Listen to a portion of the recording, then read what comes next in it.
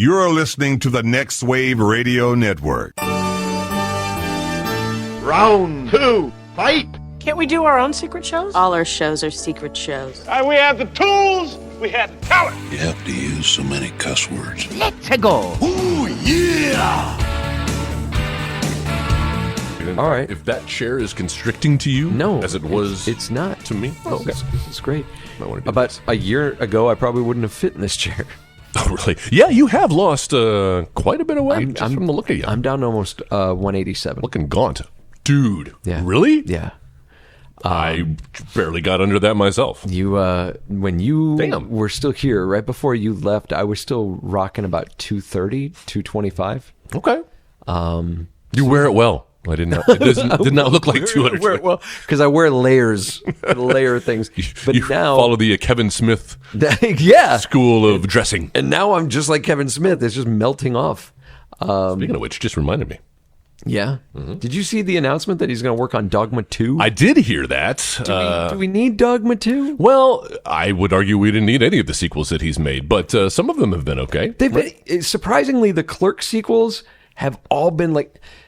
I liked 2 a lot. You did. I liked Clerks 2 a lot. I did not. Clerks 3, I was down on until I watched it, and then I was like, that's not bad. He doesn't tell a bad story. Mm-hmm. It's just that he doesn't need to tie all that stuff together. Like, he could have told the same story of Clerks 3 without it being different Clerks characters. 3. It could have been different characters completely. But yeah, like I dig the stories he tells. I dig the way he tells the stories. I just wish that, I think you and I have like more than a couple of times have talked about how we liked Red State. And one of the things we liked about Red State was because it was so different from anything he's done. Yeah. And, it was kind of like a nice step outside of his comfort zone. Right. And I don't think that's a bad idea. No. So was Jersey Girl, though. If you remember, that was also outside of his comfort zone. I like Jersey Girl. What? For what it is, I like Jersey Girl. Listen to our Jersey Girl episode on the editing bay. I thought George Carlin was great in it. I thought it was a sweet story about a father and his daughter and stuff. And then maybe it's me being a dad has softened me even more to that movie. Well, but yeah. I think, Joe, you're a much better dad than Ben Affleck was through that entire movie. And I always come back to the end of it where he's like, he's having a sweet sentimental moment with his daughter. He's like, "You're the only thing I've ever been good at." But we've just watched 90 minutes of him being he wasn't good at her. He wasn't good at that at all. No, it's like, what are you talking about? That one moment where he's like, "Your mom's dead and it's your fault." Yeah, doesn't he call her a little shit at some point? And when George Carlin comes running up the stairs, he's like, "What the fuck is wrong with you?" When George Carlin is telling you to watch your language, watch your mouth. You've really gone wrong in life. Rest in peace, George Carlin. Yeah. Well, he died. Oh, shit. But he'll be back in Dogma 2. It's so hard to tell. What if they bring like an AI? He died in the first movie. George Carlin. Cardinal Glick? Oh, that's right. Yeah, he died. I forget he was a bad guy. It's okay. But the thing is, he wants to bring back Affleck and Damon, and they died too. Oh, that's true. Yeah. Alanis Morissette sang so hard, she threw up their head. I forgot about that. But with the afterlife, Joe, and with heaven and hell. Are you going to start singing Prince? And bring back Dearly Beloved. The afterlife. A world that never changes. So, dude. Yes, here we are. I feel like. In person. In person, but like in a dark hotel room. I feel like it's like you're interviewing Julian Assange. Right, we're going to blur out your face. Blur out we're in hiding. We had to do this like off the record. Okay. Joe, be honest. Did you think that there was a chance I was going to try to seduce you? Well, I was, look. Hey, let's. I was like, I didn't wear these crotchless panties for nothing. Yeah. I noticed your fly was undone. That's why I asked. No, I did my impression of a one-eared elephant. It's when you pull your pocket out of one side of your pants and let your dick hang out. Just in case anybody wants to know. I don't know if that's a thing or you invented that. You didn't know that? No. Take it's from the Michael Keaton movie Gung Ho. Oh, yeah. I love that movie. Yeah, it's a very timely reference. Michael Keaton may make an appearance, not personally on this podcast, but his name will come up once again. Later. I mean, it just did. Right, but again. Maybe twice in succession. Yeah. Okay. Michael Keaton. Say it one more time. Will he appear? Yes. But it's like, which version? Will it be multiplicity Michael Keaton? Yes. And if so, which one? Hey, pizza. Oh, no, we got the worst Michael Keaton.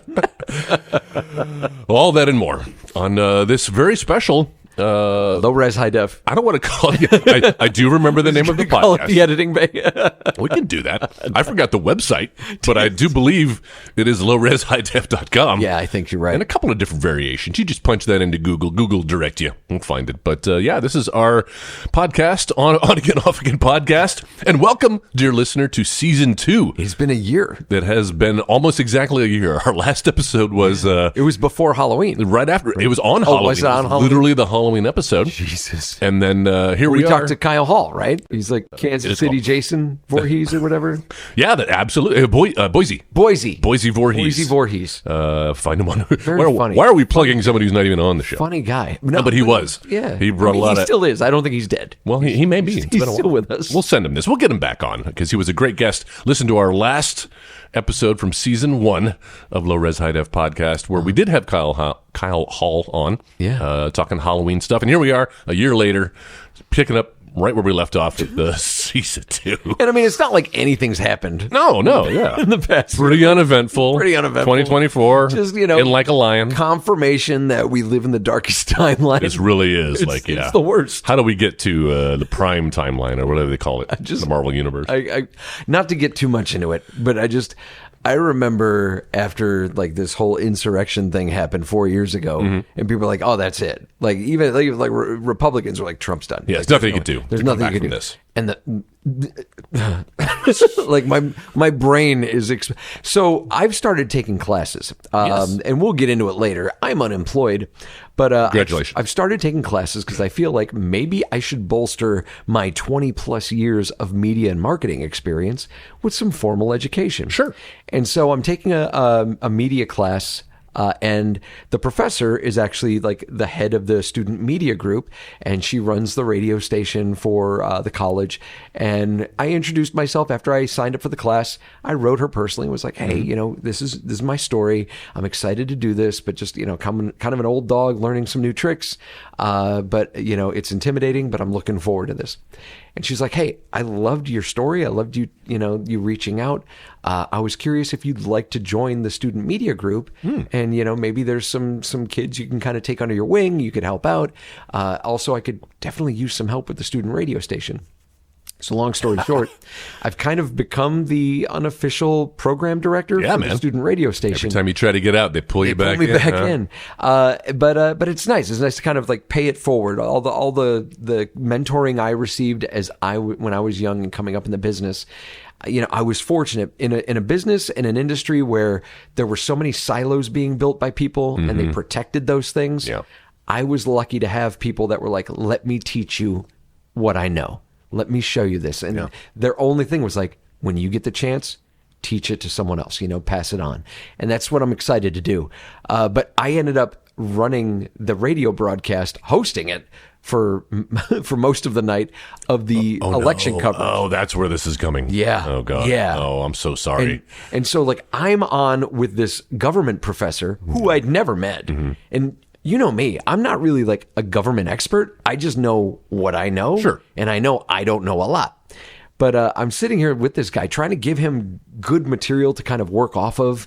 And we're sitting there and we're watching the results as they're coming in. Oh, God. And this guy, like in real time, is starting to just deflate. Oh, no. And he's like loosening his tie, unbuttoning his shirt. I know. His sleeves are getting rolled up. I couldn't watch. His hair's getting messed up. And it was like, he's like, I mean, some of these states are going the way we figured they would go, but this is ridiculous. Yeah. Like, this is horrible. Well, Joe, it looks like you're as depressed as I and 49% of the rest of the country are, which is part of the reason why we're bringing this podcast back, because these are dark times and they call for They need us. call for drastic measures. Who do people look to, Joe? Look, we're not the hero they deserve. That's right. We're the heroes they need right now.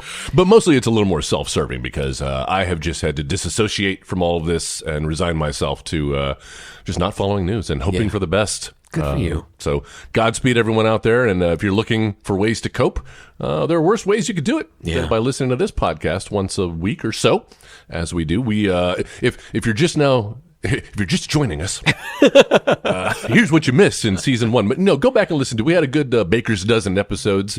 In season 1. We had my old boss, not my old boss, my current boss. We had my boss on talking about toys, how toys are made. Awesome. Everybody loves that episode. I do believe it was our best one. If you want to start somewhere, start there. Even though he's only on that one episode. If you hate us, it's not good for the rest of the podcast. We'll try to have him on again. Exactly. We should. But we did a lot of good ones. We did some Star Wars music with Ryan Jenkins joined us. We had a big round table talking about the Mario Brothers movie last year and the new Zelda game and just all things geek and nerddom and pop culture. And we enjoy doing it so much. We're coming back and we're doing it again. Yeah. So we're just the same exact topics. Fill the void. We're just going to do the same thing. No, we're going to mix it up, but do a little bit of stuff that you might know us from if you listen to the Editing Bay. Yeah. Which we did for, 6-7 years? Almost 8. Almost 8 years. Almost 8 years. Reviewing bad movies. Yeah, and not always bad. It started off that way. It did, yeah. But then we started kind of moving into like just things that we liked, or we just watched shit and then ended up realizing like, hey, this is pretty good. That's right. I get Hansel and Gretel. Yes, Vampire Hunters. Is it Vampire Hunters? No, Witch Hunters. Witch Hunters. Well, obviously. That one was a surprise. But yeah, no, it's as time goes by, we evolve, and that's why we evolved the format of this. So we weren't just talking about movies anymore. We went from movies to video games, and now it's just kind of like low res, high def. What is that? That's kind of everything. It's wrestling. We grew up. Oh my God, the wrestling episode.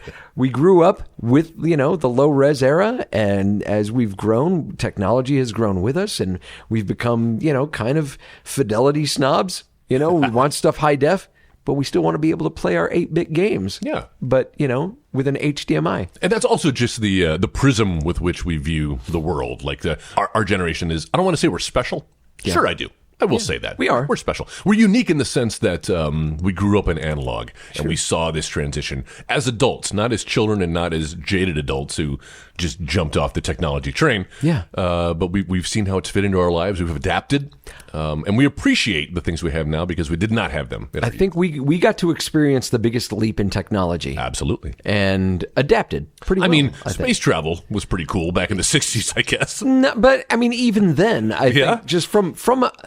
Okay, I'll give you that. But from a consumer technology standpoint, we have lived through the highest leap. The biggest jump. The internet. The invention of the internet. Yeah. Mm-hmm. I mean, we were the generation that we were still talking on corded phones in the kitchen, and trying to make that cord reach into the bathroom where we could close the door and have a private discussion. Yes. Recording movies by hooking up two VHS players. Or recording the radio, recording shows off the radio with your cassette funny player. Jen and I were just talking about that because she wants to make a mixtape for her friends, like an actual audio cassette mixtape. Yeah. Because you can buy a Walkman for like $25-$30 on Amazon now. Very cool. I'm sure they're trash. They were trash back in the day. That is also true. Yeah. But yeah, coming back and we were talking about, she was like, how do I even do that? When I was like, well, back in my day, sit on daddy's lap. Let me tell you a story. Yeah. Tell me more slowly. She didn't know how to record? She didn't know you hit play and record at the same time? I mean, I think so. Recording audio off of the airwaves, right? Over doing that. Yeah. But it was the tape to tape. And it was also, she wants to speak. She wants to make a mixtape. Oh, she wants to do a little and then have some. She wants to do little breaks in between. This is all boring. I'll cut. No, it's not boring. This is great. Just to say, I think it's fun. Everything analog is coming back again, and we were there to witness it. Yeah, so we're coming full circle, and that's kind of that's appropriate for this episode, this return. Yeah. To our podcast. What's old is new. And man, I say it every year. I'm like, we've never seen that more than we've seen it this year. And then the next year comes along, I'm like, we've never seen it more than we've seen it this year. But Jesus, man, the last 5 years, we have seen so many things return back into the spotlight. Yep. And I mean, we had Top Gun a couple years ago. Was it a couple years ago? It sure was. And then this year we've had Beetlejuice. Oh yeah. We had Beverly Hills Cop made a comeback. Mm-hmm. The Transformers. Ghostbusters again. Mm-hmm. Does Ghostbusters count? Because we did have Afterlife. All right. Well, so if we want to set up some ground rules, sure, we can do that. Because I also had on my list Alien, the new Alien movie. I think Alien counts though. I mean, because we've had Alien movies since. What was the one after Prometheus? What was that one called? I thought this was the one after that. No. I thought there was another one. You might be right. I kind of got there off was the Prometheus, Alien train. And then there was Alien something. Ragnarok. That was and it, right? then there was this one, which, oh my God. Have you seen it? Yeah. Well, you want to start there? Or do you want to go in release order? No. We can go ahead and start there. Yeah. I'm going to try to keep it a little spoiler free, even though we're we're kind of, share what you want. Okay. And we'll just go from there. But yeah, no, it's been exciting. At least for me, it's tough to get the rest of my household, amped for some of this stuff. One, because 2 of the 3 people that I'd want to get amped for it are too young. Yeah. And then the third one, my wife, not really an Alien fan. Yeah. She's not going to get into that kind of stuff. But yeah, no. Let's talk about it. All right. Let's talk about Alien Romulus. Let's jump right in. Before we do, I don't know that we've introduced ourselves. So for the uninitiated, or if you forgot in the last year since we released a podcast, I am Joel. You are Joe. That's my name. So here we are. We have been podcasting pals for almost a decade now, Almost right? a decade, yeah. Did the Editing Bay, which was our movie podcast, as we mentioned before. 16-Bit Gladiators was our video game podcast. We did a year of that. So if you want to go back and listen to us, you can catch up on that before you jump into this. And so here we are. This is our season 2 kickoff. Love it. I had this idea for this episode back in March when that Ghostbusters movie came out. Oh, so I was like, okay. and I knew that there was a Beetlejuice coming. I'm like, and then I knew there was like Twister. All these movies we're going to talk about. And I'm like, wow, it's been a while since we had like 1 year that just like harkened back 30 years to properties. Sure. And went back to the well. And it's all back. We'll see how they did. Yeah. All right, let's talk about Alien. I thought Alien was fantastic. Did you? Really? I thought it was so good. Huh. It was a return to me. It was a return to the horror roots of Alien. It felt the most like a horror movie, like Alien did back in the 70s. I love Aliens, but the argument can be made that Aliens is more of just an action sci-fi movie. Yeah. And all of the ones that have followed have kind of been action sci-fi. Prometheus was a bit of like it was a bit of an outlier. It was a bit of a psychological thriller more than it was like an monster horror movie. J.J. Abrams, right? Yeah. Involved in that somehow? I think so. Or No. Damon Lindelof. Damon Lindelof. The Lost guy. And then, man, why can't I remember the Alien movie that came after that? I'll look it up while you Yeah, please do. pontificate. But no, Alien Romulus I thought was really good. And if anybody has played Alien Isolation, You talk about that game a lot. the you video and Jay. game, it's so good.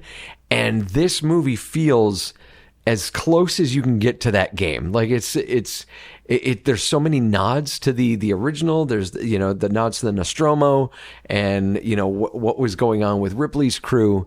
And it's a fantastic movie. Really builds the atmosphere, builds the world. I don't know if you saw the teasers for Alien Earth. I just heard about that. Yeah. Next year, right? And so TV that's series. going to kind of lead into this, or this is going to lead into that.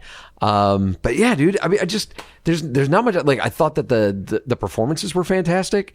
I thought that the little twist of like who the character was. Oh. I'm not going to give away. But right. there's. Did you not see it? I have not seen. I thought you saw this movie. Not a huge Alien fan. Okay. By the way, Covenant was the Covenant. last one released in 2017. Also with Michael Fassbender, who Yes. his character showed up in Prometheus. Yeah. Confoundingly. So does this movie? Obviously, those two were a little more tied Those together. two are more connected. This one's a little- This one's offshoot. still connected to the world. Okay. But it takes place in a different time. I think that's the best I could say. But it's, man. Yeah? I think you should take the time to watch it. I'll check it out. I mean, your mileage may vary because you said you're not an Alien fan, and I kind of feel like you do need to have an appreciation for the franchise to like this movie. I know the franchise. I've seen almost all of the movies. I don't Yeah. think I saw the one with what was the third one that Fincher did? Alien 3. It's Alien What was 3. that third Alien movie, Joe? What's the website for Amazon.ca? What's that movie? That song about the grandma that gets run over by a reindeer? All right. Well, I had no interest in that, but now I have some interest. It's a good. You know what? It would have been a good watch around Halloween season. Oh, fuck. Well, then I'll wait till next year. Yeah, there you go. Sorry, listeners. I'm sure you'll remember. Tune in for season 3 of the Low Res High Def podcast, where we'll be talking about Alien. Yeah, you know what? We should have Jay on for that too. That dude is All right. That dude is alien freak. All right, no. Let's let's move on to something that you've seen. Something I saw? Yeah. Well, I did see Twisters. Which is good, because I haven't. Didn't see that one? No. So Twisters, not really a sequel, more of a remake. And that seems to be like there's remakes, there's reboots, and there's sequels, right? So we have a little bit of everything here in this episode. This one, I don't think they taught. Maybe they did. Maybe they did mention some of the characters initially. How much do you remember Twister? We talked about Twister on this podcast. We sure did. Not this one, but our previous, podcast. one of our podcasts. Yes.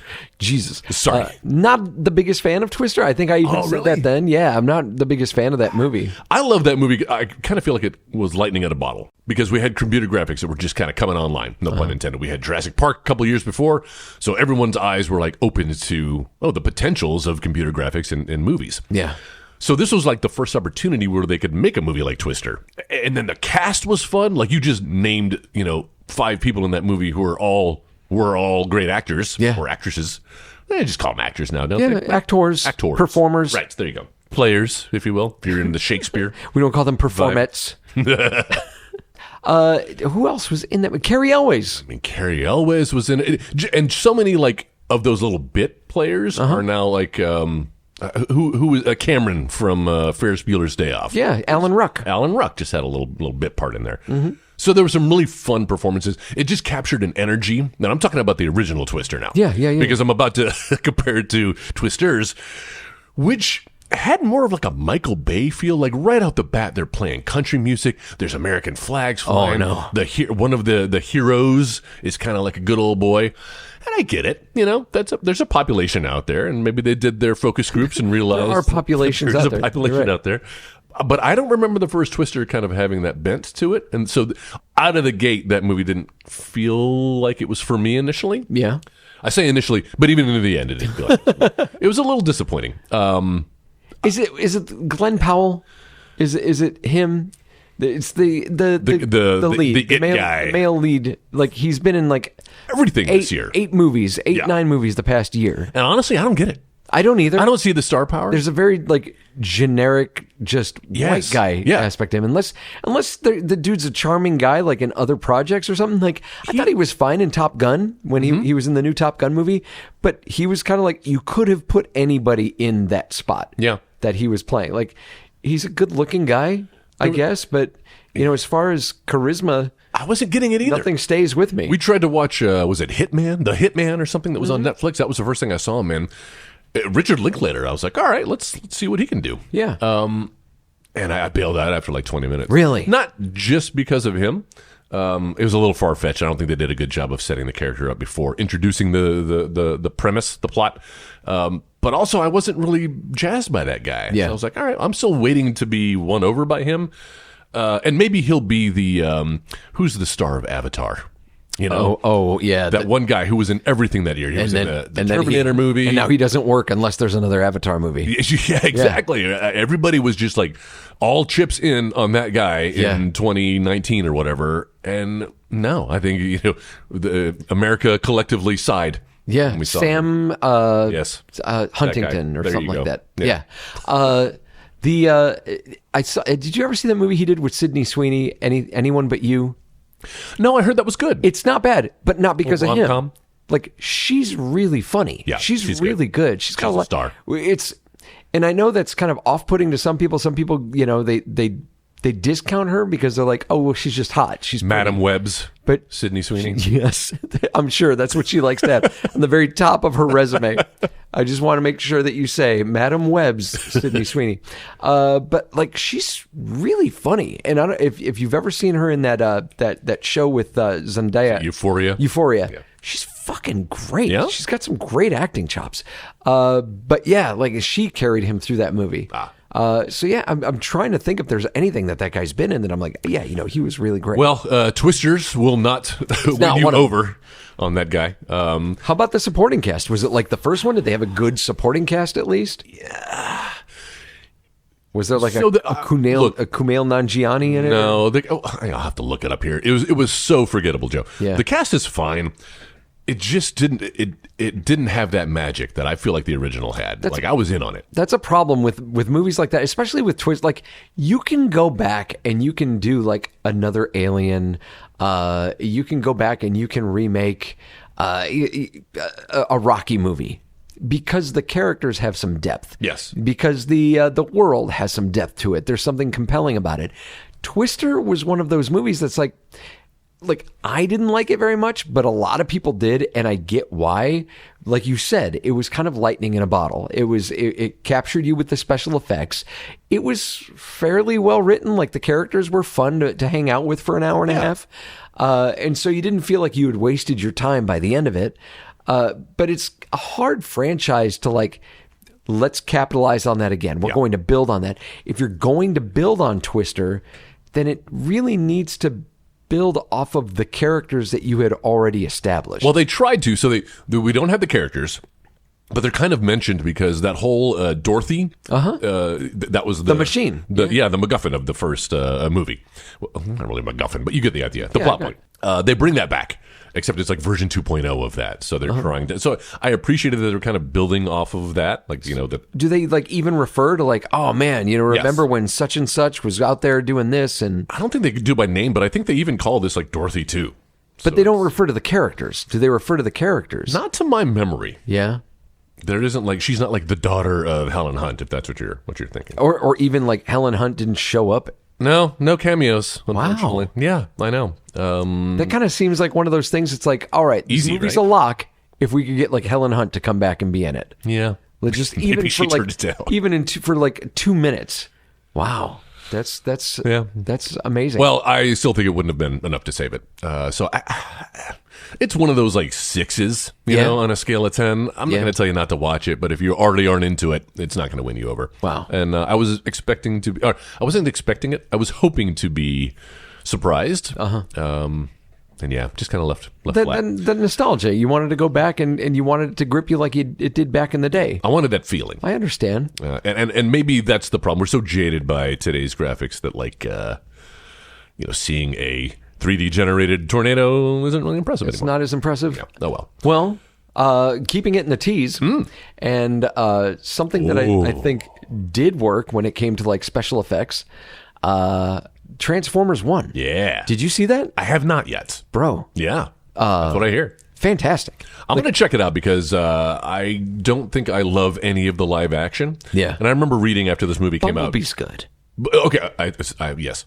Spoke too quickly. Bumblebee is fantastic. Bumblebee is the best live action Transformers. Absolutely. Yeah. I mean, all you had to do was make E.T. The other ones Bumblebee. are. Yeah, exactly. Yeah. The other ones are tied for last place, basically. Yeah, for sure.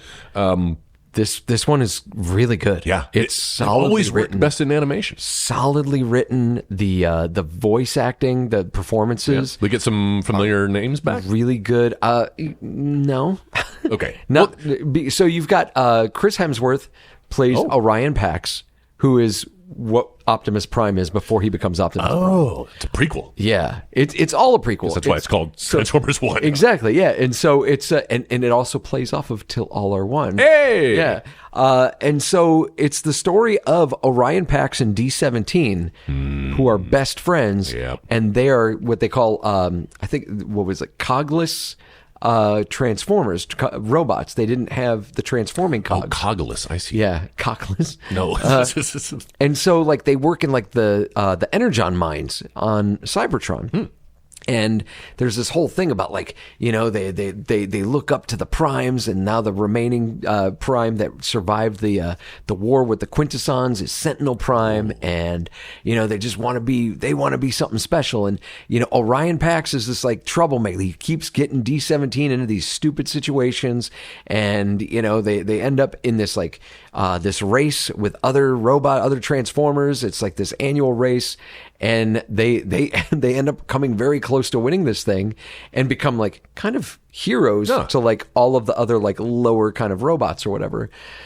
Long story short, they basically stumble upon a plot that like Sentinel Prime is kind of selling out all of the citizens of Cybertron to the Quintessons. He betrayed all of the primes in the war with the Quintessons, and then like engaged in a deal with the Quintessons, like, I'll get you all the energon you need. Wow. Just let me like be in control here. Dick.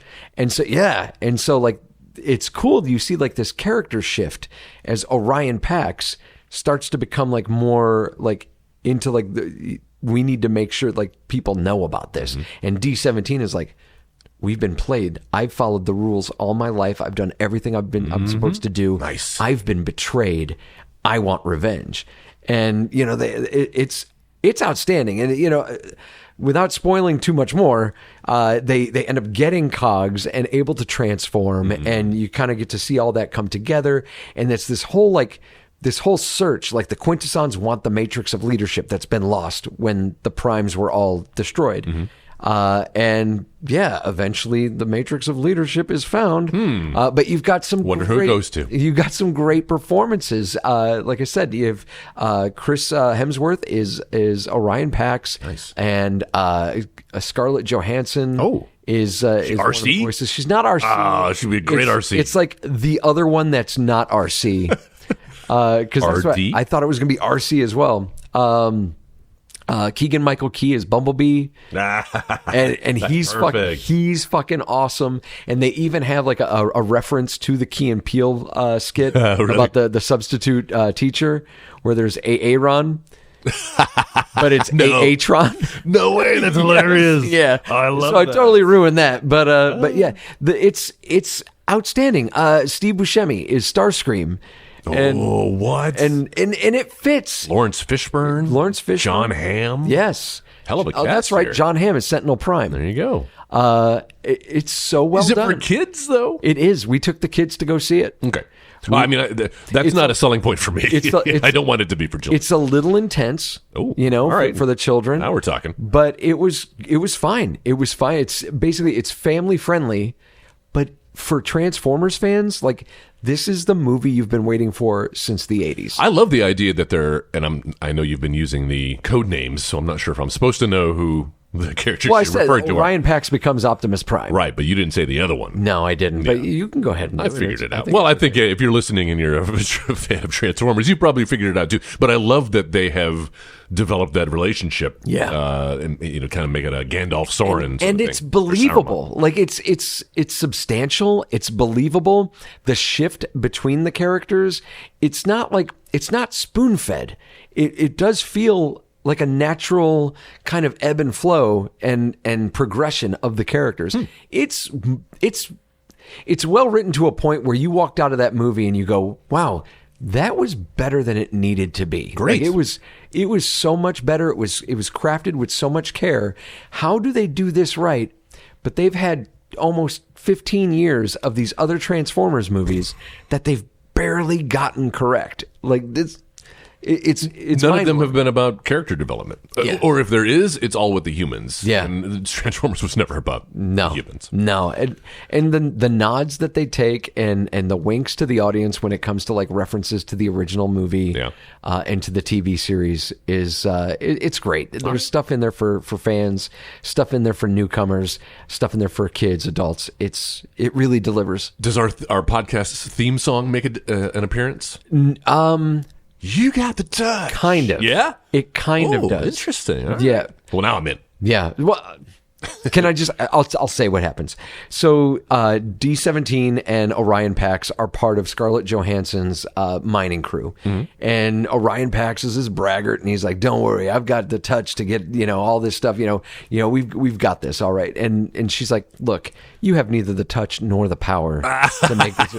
And I love these little nods. Oh my God. And it wasn't like, it wasn't like, they didn't just like stop and look at the audience and be like, did you get it? Wink. It's just a bit of dialogue, and it moves on. Something for the fathers in the audience. It was so good. All it's right. so good. I love the look of it. Recommended highly.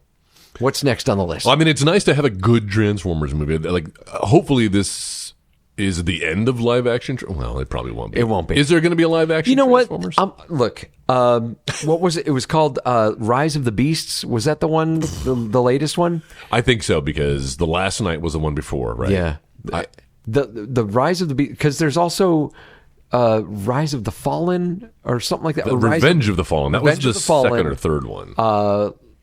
So Rise of the Beasts. It's not Rise of the Beasts isn't bad. It was okay. It's okay. I think of the live action Transformers movies, it hovers a little bit better. It's way still far below Bumblebee. But Yes. it hovers a little bit above the other ones. Was that Michael Bay as well? No, Michael Bay didn't direct that one. Okay, He's produced all these. He even produced this one. Okay. But yeah, I think once they got him out of the director's chair, they got better, especially with Bumblebee. It was such a marked improvement. I just want somebody to kind of reinvent, to kind of take what's been laid out, but tweak it enough to bring it back to its roots. Yeah, for sure. All right, well, I'm going to check that one out. That's a great one. Yeah, I'm surprised you haven't seen it. I know your brother's seen it. I'm well, of course, yeah. I'm way behind on my movies this year, and even as I was putting this list together, I thought I'd seen more of these than I had. Yeah, but I think we're filling each other's gaps in. Speaking of which, I think you said earlier you had not seen the Ghostbusters movie. No, I've seen the first 5 minutes of it. Okay, I did see Afterlife. Well, let's talk about that as a lead-in then before Okay. we get into Frozen Empire from 2024. I liked Afterlife. I did too. I thought it was a great return. It was emotional. Yes. It obviously plays more like a bit of a love letter to not just the Ghostbusters and the Ghostbuster fans, but a love letter to the cast and the crew that originally made Ghostbusters what it is. You know that to Harold Ramis and kind of to honor his legacy with the franchise.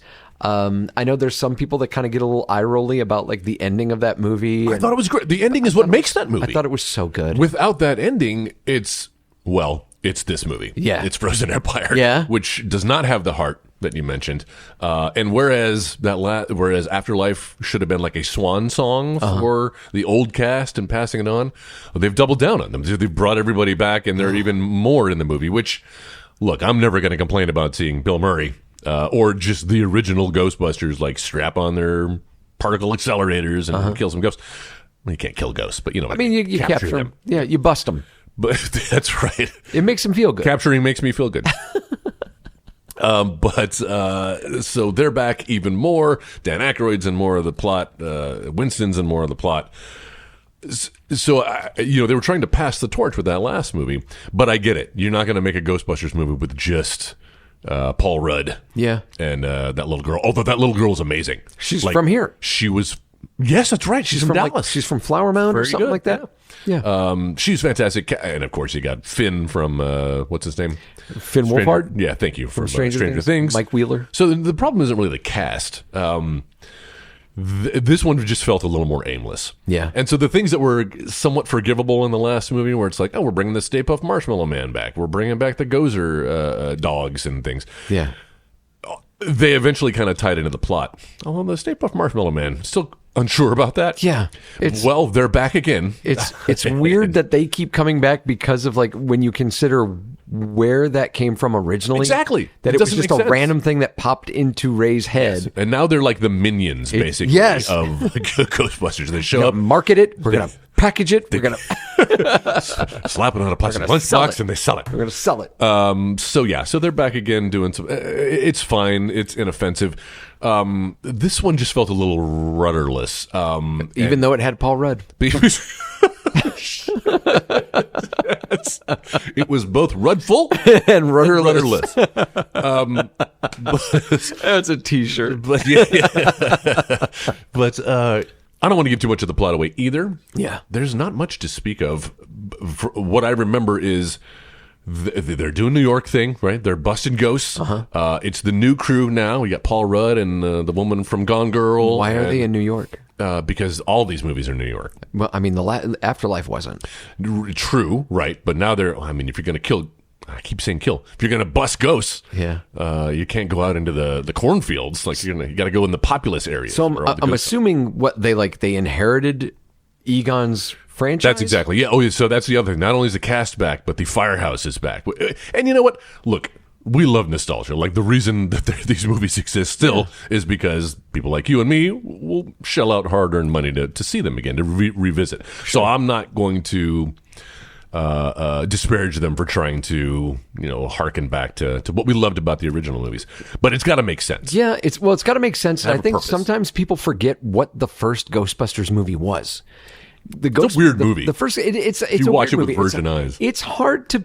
It's actually very hard to categorize that movie because you're like, hey, so elevator pitch. What's Ghostbusters? Yeah, It's comedy. comedy. But- It's it's sci-fi comedy, a little bit of horror. Yeah. but kind of action.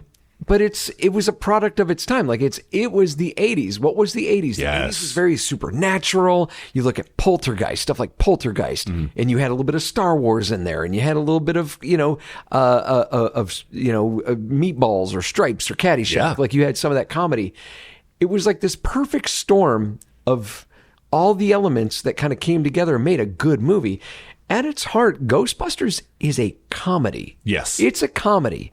And look no further than Rick Moranis' character, who is, without a doubt, like as a child, I underestimated or undersold Rick Moranis in that movie. I did not appreciate him as much as I should have. Oh, yeah. And as I've gotten older and the more I watch Ghostbusters, the more I'm like, this motherfucker is the glue that keeps this movie together. Yeah. Like just every time they're in a hallway and his ass comes out. And, or when he's having his party and he's like, maybe if we start dancing, other people start dancing. Yeah, he's great. Hey, Pooch, maybe I got a milk bone here.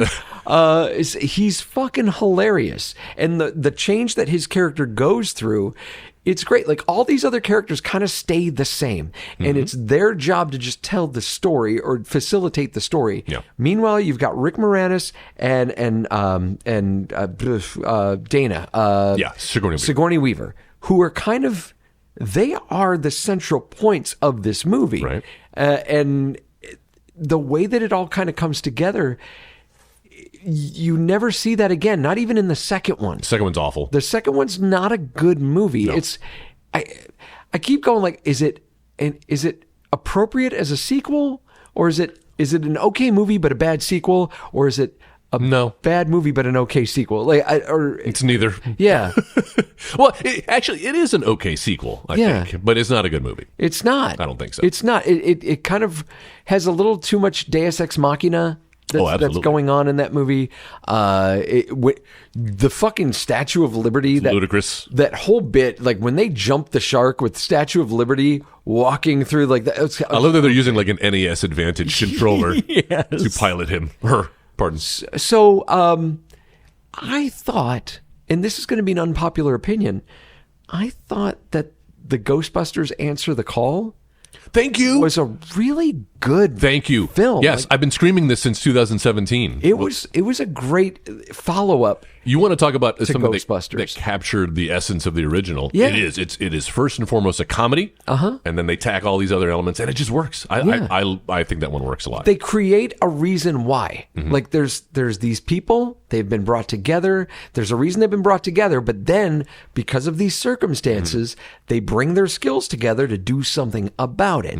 And then also, here we go with Chris Hemsworth again. Yes, with oh my one God. of his best performances. I love that. But yeah, like I thought that that movie gets an unfair rap. Because of women. Because it's women. Yeah. It's because it's women. So sad. And so when Afterlife came along and people were like, oh, good, finally, a real Ghostbusters sequel. I thought it was fine. I thought it was good. It's Maybe an 8. like you said, when you get to the end, It and you elevated get that it. emotional payoff at Yeah. the end, absolutely. It does. It elevates it. So when I watched the first few minutes of Frozen Empire, Yeah. I was lost. I felt lost. I was like, okay, wait a minute. So like, why are we here now? Why is this mother making her children go on high-speed Okay. chases through New York City? Thank you. Chasing after ghosts. Like, this is dangerous. You are endangering the lives of both of your kids. Joe, you've just hit it on the head too, because they even bring back, talking about all the people they bring back. They brought back Pencil Neck. They brought back Podcast. Where is Podcast? No, he's back, but I'm talking about Oh yeah. Dick where is Thornburg. the storage facility, Mr. Bay. Yeah, they bring him back. He's the mayor now. Oh, he is. Yeah. So there's some comedy to be had there, but this movie like makes you side with him because he's like, you guys just caused a bunch of damage and put people, basically everything you just said, people's lives at risk to capture some ghosts. You got a 15-year-old, piloting drones around, sucking up ghosts on Fifth Avenue, and I'm like, yeah, that's probably not safe. And the movie does its best to convince you that no, they're the good guys. Yeah, they should be doing this. And in the end, it's even more a clusterfuck. You're like, no, yeah, they probably shouldn't. They should be rethinking this. It just feels like the natural, at least to me, the natural next step would have been, we're still in this small town that we're in. Yeah. And there's some other new happening, like Stranger Things. We're in Hawkins, Indiana. That'd be nice. And some weird shit's going on. Because of that Gozer thing that happened last year. There's some other shit. Well, nobody else knows how to handle this except us. When you put them in New York City, and then also when you team them up with the original Ghostbusters, you start to lose sight of like, then why these people? Exactly. Yes. Well, and that's what this whole movie felt like. It was like we had a goal in the last one. Let's reboot this thing. Let's bring it in let's introduce a new team. Let's bring it into the 21st century. And then this one just was like, all right, well, what do we do now? We didn't expect we'd be making a sequel. Oh, what? Everybody wants to come back? Throw Slimer in it. All right, we got to be back in New York. Yeah, let's get the Stay Puft Marshmallow. But mostly, what it's missing is that heart that you mentioned. I was about to ask that. Are we being too nitpicky? Like, are we? No. Are we being too I have judgy very about low this? expectations for all of these films show because I expect them to just be money grabs, and I'm surprised when we get like an Afterlife or Transformers 1. Yeah. Or you want to? Is there another movie on this list? Go ahead. Go ahead. You know what? Then I'll say it. And again, my opinion may be unpopular here. Beverly Hills Cop Axel. Yes, here we go. I thought this movie was great. Okay, so I did watch this one as well. Yeah. Look, I'm in a weird camp. I love the first two movies. I actually think that the second one is a superior film to the first. Yeah? At least from a movie-making standpoint. Probably. Story-wise, I think the first one is still better, but I think visually, as a complete package of a film, I think the second one is better. The third one's trash. And always has been trash. I don't even remember the third one. Oh, exactly. There you go. I thought this was the third one. And then, like, they had that TV show they were going to make for a little while with, like, oh man, what the hell was his name? It was the kid from Percy Jackson, and I think he played Al Pacino in Tropic Thunder. He was supposed to play like Axel Foley's like nephew or something, or his son. No, really. But then they canceled that. So then you come back with this with Axel F, and you've got the gangs back together. I thought it was really well done. I thought it was coming back to this. It's gonna be a theme that you're gonna hear over and over again, especially in this episode. It was better than it needed to be. Yeah. It captured the chemistry of Axel and Billy and Taggart. Like they had all that going. You had your mustache twirly villain with Kevin Bacon. Yes. And did you see this one? Yeah, I did watch this one. Yeah.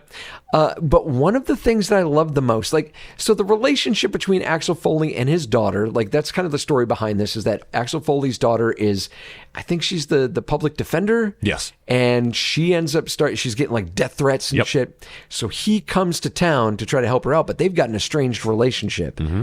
And they play off that, maybe sometimes to a little bit of an exhausting degree, where it's like, okay, at this point your life is in danger. Right. Maybe we shelve like some of this shit for a little bit. But I thought that it was still handled fairly tastefully. Like it wasn't pushed aside. Like there wasn't like this moment of mansplaining where he's like, well, now you got to understand this. Like I think there was some growth for Axel Foley in this fourth movie.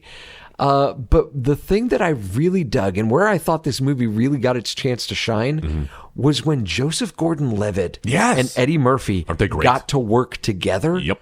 Holy shit. There's a sequence where they like hijack a helicopter to escape the police department. And these two are fucking playing off each other. Yeah. And I couldn't breathe. I was laughing so much. He's good. It was, they were really good with each other. It's Joseph Gordon-Levitt, so you know you're going to get quality out of him. Eddie Murphy's a little hit or miss in his movies, right? Yes. In recent years. Yeah. So it was nice he felt comfortable on this. I hadn't seen this Eddie Murphy in a while. Yeah. You know, he's been doing family movies, or he's been getting up in makeup for the last 20 years and playing somebody else. And here he was just like, oh yeah, he's got the leather jacket on, he's got the outfit, he's got the same attitude. Yeah. He's got that little laugh he brought back. A little bit. A little bit, do barely. A lot of it. I was expecting more, but I'm glad. Which was fine. I know one of the criticisms of this movie was like, well, what was great about the original Beverly Hills Cop movies is when he tries to act like different characters and he gets wacky. And one of the things I loved is that there's a point where he goes into this really expensive hotel and he walks up and he's like, hi, my name is... And he goes, you know what? I'm tired. Just how much for... And I was like, thank you. Yes, because that was 1980s Eddie Murphy. Yes. And I do think this movie found a balance. It's really quite an anomaly. Like, I as credits are rolling on this film, I'm like, well, this is weird. This movie feels like it doesn't know time has passed. Yeah. This movie feels like it's using some of the same tropes out of the 80s. They go on a stakeout. They go on a stakeout. And I'm like, I don't know that happens anymore. Or at least, like, this movie pretends that, like, technology and, I mean, they're using cell phones, obviously, but, like, surveilling methods and just the ways that cops solve mysteries and crimes nowadays. It's not like it was in the 80s, but this movie's like, fuck that. Yeah. We're going to make an 80s movie in 2024. And it works. And I think that's what it was. They knew the assignment. Yeah. And so, like, with the Ghostbusters, Frozen Empire, they didn't know what to do. Yeah. They didn't know what made the originals special versus the most recent one. And this one was like, oh yeah, we're just going to do all the same shit we did before. What, it doesn't make sense in 2024? Well, we don't care. Yeah. We'll do it anyway. It's fine. Yeah. It's almost like the J.J. Abrams approach to The Force Awakens, where it's like, okay, kind of. You know what? What worked in the original movie? Let's just do that again. Yeah. Let's just take those elements. We'll update it. You know, everybody's gotten a little older. You know, we'll have a little bit where Axel Foley's acting like he's a casting director for something. Yeah. And, you know, we can even see, like, even in that scene, we see that it's like he's exhausted from doing it. Like, he's just like, him and his daughter. But then that gives us a chance to see that his daughter, that, you know, the apple didn't fall far from the tree, that she is her father's daughter. And that's fun. I thought of all the performers, she was the weakest. I agree. Yeah. I'd much rather prefer to see him and Joe Golev go at it. Yes. But, I mean, she worked fine as, you know, as a plot device. It's just a shame that that's what she was. Like, you could have gotten a stronger actress in there. 80s movie. Yeah. But you could have gotten a stronger actress in there and made it, like... I can't tell you how much I was eye-rolling when, like, they pulled out Bronson Pinchot. Oh, well, you knew he was going to show up. Because I'm like, okay, all right. And I was like, when he showed up in the third movie, I was like, get the fuck out of here. Like, if you watch, he's in the first movie, and, like, they have a little scene for, like, about 5 seconds. But what's great is if you go back and you watch, like, behind the scenes on this movie, like, nobody knew who this guy was. And he was apparently cracking everybody up on the set. Oh, yeah? He was making Eddie Murphy break. Wow. Every time they filmed the scene, Eddie Murphy couldn't keep a straight face because he was just losing it with this guy. So it's great that they bring him back. He wasn't in the second one, but they brought him back in the third one. Oh, I thought he was in the second one. No, he wasn't in the second one. That's why I get confused because I'm like, why do we keep bringing him back? And then, like, he shows up in this movie and he's like, oh, Achvel, I love you. And I'm like, you guys weren't even close. It's been 20 years. Why do you keep acting like you're this guy's best friend? Because this movie knew the assignment, and they knew the audience, and we don't care. It did. We don't care. We want to see Judge Reinhold. We want to see who their boss. You know, I want your badge on my desk. Yes, like all of just the typical 80s stuff. And also something else I appreciated is that it didn't feel the need to go dark. It didn't feel the need to be like, are we going to reboot James Bond, right? Yeah. And now in Casino Royale, James Bond is going to get stripped down and have his nuts broken.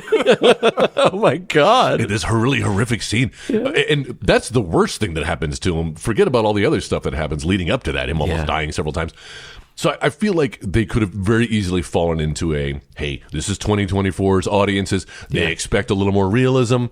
But no, they were like, fuck it, we're going to give... They didn't try to bring in new audience. No. And I think there's a market for that. Dude, it hits the notes that the other movies do, and it does it in a charming way. Like they go to a party where, like, Kevin Bacon is hanging out with his boys, his henchmen, and they straight up say, like, we know you're the bad guy. Yep. And he doesn't do anything. Like, he's just, like, in his own way, he's like, you're right. And now it's on. Like, they have their little talk, and then, like, they kind of go do their thing. And I love that. I respect it for doing that, where it's like, okay, cool. We're not pussyfooting around. We're like Kevin Bacon's like, oh, is he or isn't he? We're now going to insult the intelligence of the audience and make you think for like 30, 40 minutes that, well, maybe he is a good guy. No. He's a piece of shit. Yeah. And no one eats up, just chews up that kind of scenery like Kevin Bacon. I does love in this seeing him movie. play a bad guy. He relishes it. Like you see in this, he's relishing this role and just rolling all over in it. I have no notes. Yeah. I thought it was really fun. The fact that I got to watch it on Netflix. I feel bad because I think that this movie, if marketed correctly, could have probably done fairly well in the theater. I mean, you say that, but it's so hard for any movie to do well. I mean, like we had I don't know if this is a good example, but that Joker movie, the sequel that came out with Lady Gaga. Yeah. That I guess people were expecting that to be big. Yeah. And it just bombed. It was. I mean, they doubled the budget of the first movie, and I don't think they made that back. No, and for no lack of talent, but that just goes to show how hard it is to find a sure thing. So I do think there's a limited audience for a Beverly Hills Cop. They didn't 4. market the movie correctly. Like the fact that this movie it was a musical. Oh, I did hear about like that. They didn't market that, and the fact that like the whole movie, from what I didn't see it, Neither have I. but from what I've read, it's not only is it a musical, but basically the whole movie is just recapping what was in the first movie. Oh, great! I can just watch this one then. And I'm like, how about I just watch the first one? That was a pretty good film. Like, I'll watch that instead. And you know, the big twist at the end is that this Joker isn't the Joker. Oh, I don't know if you heard that. I did not. Oh, okay. Yeah. Okay. Interesting. Is it? I don't know. I mean, like, I don't know. I need them to settle on who's Batman, who's the Joker. Like, let's get some actors. Good luck with let's that. Lean into the Matt Reeves Batman universe, which apparently I think that's coming out next year. Batman 2. But that's not the official like DCU that James Gunn is developing with Peter Safran. I know, which is scary because So what it's is like, there now, going to be who's another your- Batman? Yeah, there's going to be another fuck. Batman that's in that universe. Why not? Why can't they make them mesh? I don't know, dude. All right. I don't know. I don't work. Well, that's the problem, guys. We got too many Batmans, Look at that. too many Jokers. Well, there's only one Axel left. There's no Axel G. There's no Axel H. All right. So that was our review of Axel. Yes, Axel F. A very safe movie. Yeah. Fun. Nobody's going to get their nuts traumatized. No, it was just again a banana in the tailpipe. A surprise, pleasant night watching on Netflix. Well, we're being way too positive, Joe. Is there a shitty one we can talk about? I don't know what else do you have on the list. Well, we're talking about like cop movies. What about Bad Boys 4? Did you see that one? I did. Oh no. I did. No. Oh. I liked it. Oh, okay. I liked it. The look on your face did not say No, the last. Here's the thing about Bad Boys. Like, I think What you gonna do? I think I've liked all of them. I think I've enjoyed all of them. The second one is almost like a cocaine fever dream when you watch it. Yes. Like it's a Michael Bay movie. Wacky. It is the most Michael Bay of Michael Bay bad boy movies. Like, Isn't that the one where there's like a puppet rat? yeah, There's like a little And then animatronic two rat. animatronic rats fucking, And then they have And he sex. goes, they fuck like us, mate. No, these so in the last in Bad Boys for Life, you found out that that Will Smith had a son. Oh, that's right. And he assassinates Captain Howard, the Joe Pantoliano character. What? And yeah, dude, sorry, that was no. 8 years ago. But did you yeah, do this that? happened. So yeah, so there's the movie's all about like Mike trying to like catch his son, and and Marcus kind of having his little like midlife crisis thing going on. He's trying to be more careful now. He's kind of turning into like Lieutenant Murtaugh from Lethal Weapon. Where he's like, look, man, I need to make sure that I've got my kids and now blah, blah, blah. And so he's kind of the careful one. So then in this new one, you've got the someone is setting up Captain Howard to take the fall. Like the late Captain Howard, they're blaming him for basically like funding or stealing money and like funding some clear kind of his drug name. operation. So they're trying to clear his name.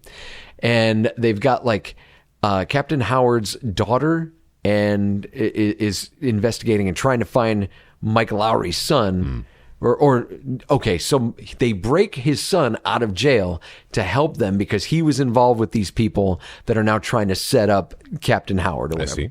I see. And meanwhile, like Mike's going through like a bit of I don't want to call it a midlife crisis, but he's going through kind of like a PTSD kind of thing. Oh, okay. Where he's had his life has been threatened so many times that he's starting to lock up. Like he's starting to find that he has things to lose. He's gotten married, so now he's got a wife.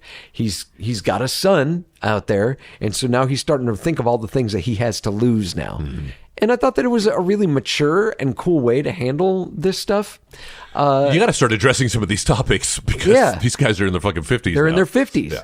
And it was kind of fun to see the Martin Lawrence character be like, you know, trying to punch the shit out of Mike, like snap out of it, motherfucker. I need badass Mike Lowry. It's a good movie. They're all satisfying action movies, and these last two sequels have been pretty good.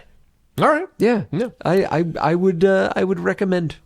I'm watching the trailer for it now as you speak. And is this a Michael Bay joint? It is sure. Looks like he doesn't direct it. He doesn't direct. He's not. He hasn't directed the last two. Good. Well, he's much better as a producer than he is as a director. Well, yeah, when he's just like throwing money and giving yeah. suggestions. Yeah. We should stay there.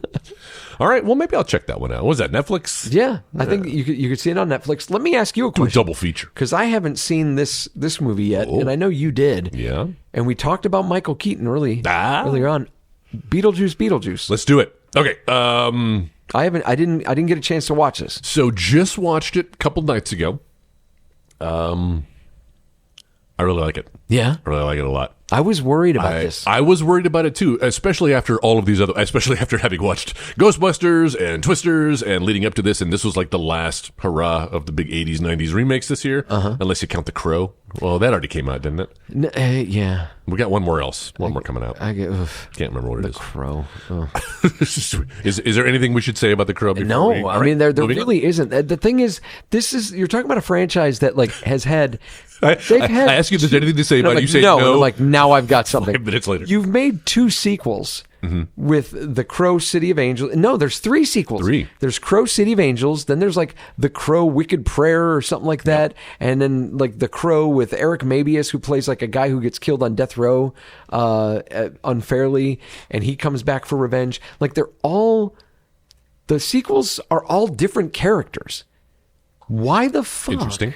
Would you decide to remake the first one? Not just because of like the situation that surrounds that first one, where it was like Brandon Lee died on the set of this movie. Yeah. Like that's one of those things that you kind of like, not that you need to hold it sacred. Also, by the way, rest in peace, Tony Todd, who was in the original Crow. Oh, yeah. But like, it was, I think The Crow is one of those perfect time capsules where it kind of captured everything just right at the time. That soundtrack from the beginning to the end, just a banger. It's such a great soundtrack. The movie itself, visually, so good. Production-wise, excellent. It's kind of a perfect product of its time. And to try to like now remake that in its... With what is Bill Skarsgård or whatever, I think, the guy who plays Pennywise, and give it like this weird, like, why does it have to be Eric Draven? It could have been any other character. And not that you can't remake things. You know, it's not my call. It's not my art. But it is my objective opinion that like, hey, maybe this is something you don't touch. Maybe you let this live here because you know that it's like this source of joy for a lot of people, and like they hold it up in such high regard. Put that there, and if you want to make another Crow, cool. Make another Crow. Name him, Gary Bird. Well, wasn't it based on the comics? Like, isn't that the characters? It's based on the comics. There have been different comics though, where it's different characters. It's like Batman, where everybody like it's all about like just a soul that comes back. That a crow carries a soul back, and they get vengeance for some wrongdoing. Eric Draven just happened to be the first one, and that was the Brandon Lee movie. But then, like I said, you made 3 other movies of different characters. Eddie Furlong was one, for God's sake. Was he? Yeah, that was him. Yes, and then they made like a TV show. I do remember that. So you could have made this somebody else It could have been someone else that was this crackhead crow. I don't know if you've seen any footage of it. No. It's Not troubling. the same, no. It's troubling. So troubling that even the star of the movie was like, "This is shit."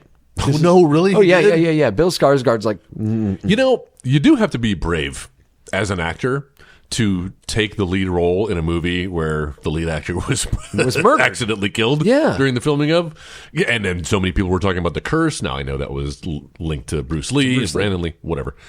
Still, I hear what you're saying. And it makes me wonder, would the original Crow have been, would it even be known? Would it have a following had it not had that controversy behind it? That's an excellent question. No, thank you. Not just because of the controversy behind it, but I think because of the untimely death of Brandon Lee, it forced them to cut the movie in certain ways. And then the way they... So the way that they cut it, the way that it finally got edited together and worked around it, I think made a stronger movie than it was originally going to be. Yes. Because there was supposed to be this character called the Skull Cowboy that's like talking shit to Brandon Lee throughout the movie, and like he's supposed to be the one that's actually like kind of bestowing the power on Eric Draven, not just the Crow. But because you got rid of that, because that would have read really fucking 90s as fuck. That is weird. That would have been really, it would have been weird. It would have kind of put it up there with like a Hellraiser kind of movie.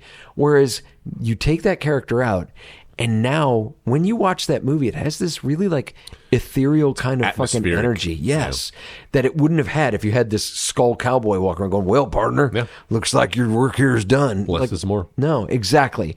So I think that the movie, I never want to say that a movie benefits from an actor dying, but I think that the product we got resonated more because of the circumstances surrounding it. So what I'm hearing is they should have killed Bill Skarsgård. They should have killed Bill Skarsgård. Somehow in the making of this movie. Yes. So they could market it. All right, well, maybe next time. So Beetlejuice. Yes. By the way, that was 5 minutes. Yes. Look at that. We still got some real estate. You had nothing to say about it. Well, I have nothing to say about Beetlejuice, which means I will talk about it for 15 minutes because I think I really liked it. I think I'm going to watch it again next year. Yeah. I think this may be a movie that you can watch the two of them back to back. Really? This is Tim Burton's some of his best work in a while. I think he feels more comfortable. It felt familiar. Yeah. There's a lot to talk about. You haven't seen it. Will you see it? Yeah. You might see it. Yeah. Okay. So absolutely. I don't want to spoil I love too the much. first one. Yeah, I mean, the first one's classic. But when's the last time you've seen the original Beetlejuice? Probably 2 months ago. Yeah, because of Halloween, of course. Yeah. It is itself in the same way that you were talking about Ghostbusters being like, how do you define it? What's the pitch meeting like for that? Yeah. Beetlejuice is very similar. And if you go back and watch it, like, Alec Baldwin, obviously, and Gina Davis are heroes, I guess. It's their story. That's their story. So you would think losing them would lose some of the story, but they did enough with what you already know about the characters. Introduced. Okay, so halfway through the movie, I'm like, there's way too much stuff going on here. Yeah, we've got. I don't want to spoil anything, but there are more characters than at the time I thought were needed. And even at the end of the movie, the Willem Dafoe is fantastic in this, by the way. You watch it just for him. Here's the thing. I don't want you to protect anything from me. I've read up on this movie. So I kind of understand that we get so Monica Bellucci's in it, and there's an origin story of where Beetlejuice comes from. I mean, that's kind of connected with her. Yes. There's a flashback, which is done in a nice... So the zaniness of the Beetlejuice character and just that movie, if you go back and watch it with virgin eyes, there's some really just bizarre, just out of left field. Yeah. Because you and I grew up with it, it just kind of feels natural. Yeah. But for anybody watching it and for the first time now, it's really weird. But it's also the only depiction of the afterlife I've seen like this that feels, once again, using that safe word again, safe. This feels 80s safe. Yeah. They're tackling some big themes about afterlife and what happens to us. And so all of the rules that were set up in the original Beetlejuice pay off here. I do think this is a sequel where you can't just watch it now. Yeah. Because it doesn't catch you up on anything. Yeah. We see the handbook for the dead again, but it's not explained I mean, it is what it is, but you're supposed to know what it is. You're supposed to know who Beetlejuice is. You're supposed to know who all the characters are from the first movie. So this isn't something where just like, oh, I don't remember much about the first movie. You should really refresh. You should remember the first Beetlejuice, by the way. It's classic. Are the Dietzes like even mentioned? Are they? Oh, they're in it. So we are the main characters are the Dietz family. Who was Alec Baldwin and Gina Davis? What were they? They're the Maitlands. They're the Maitlands. They're not in it. They're not in it. They're mentioned in a throwaway line. They have moved on. They say that early on so that you're not expecting them to show up in a cameo. They do not. They're written out. They're not part of this story. It's fine. Gotcha. Okay. And honestly, you don't really miss them. Okay. Because this isn't their story. This is about the Dietzes. So yes, Winona Ryder's back. Obviously, Catherine O'Hara is back. And surprisingly, not... what is that guy's name? Jeffrey Jones. Jeffrey Jones. So I'm watching this with Jenna. And the movie starts off mentioning him pretty quickly. So I don't want to give too much away, but he is mentioned. They show him in a claymation bit up front, looking at child porn. What happens? So that's the thing. So when Jen and I are watching this, and she's like, "Oh no, did this guy die? Could they not get him for the movie?" And I just did not have the heart to tell her because I was like, "Okay, if she asks a third time, I will tell her." Like Beetlejuice. Much like Beetlejuice. If you ask me 3 times, I'll tell you what happened to Jeffrey Jones. But I don't want to ruin Ferris Bueller's Day Off or the original Beetlejuice for you. Sleepy Hollow. Yeah. Or Howard the Duck. So he is not in this movie. He is not credited. I don't think, right? Yeah, he doesn't provide voices or likeness, right? But his likeness is in it. Wow. Like as this little claymation character. So I'm kind of curious how the licensing worked out there. But they address it, and they kind of make him not necessarily redeemable, but... Not that it was irredeemable to begin with, but it wasn't like we started watching, like jumping all over the place. He's her father. He is her father. And Catherine O'Hara is a stepmom. That's right. Yeah, okay. Exactly. But for the purposes of this movie, they're all one big happy family. Gotcha. But I will say we started watching the Christmas Story sequel. I'll tell you where I'm going here. Have you seen that one that came out a couple of years ago? Yeah, I liked it. Oh, did you? Yeah. Okay, well, maybe I should stick with it because, damn, that felt like a Hallmark movie and a bad one. I mean, it kind of is. The first 20 minutes. It kind of Peter is. Billingsley is not star material. No. I love him as a kid. And he never was. He's awkward to look at. All the other kids that have grown up have been awkward to look at. I made it 20 minutes into that movie. But I tell you, the weirdest thing about it was that so we know the father's dead, right? Yeah. Or the actor is Gavin dead. MacLeod. We never expected him to come back. What? Gavin MacLeod. That's that actor's name? Yeah. The Highlander? No, not Connor MacLeod. Gavin MacLeod. Wasn't that the name of the MacLeod on the TV show? No, there was Duncan MacLeod. Duncan MacLeod. Very good. All right. So Gavin MacLeod, So not get the all Highlander. your Highlander questions answered. Thanks. So when the quickening happens, do you have to cut off the head, or can I just No.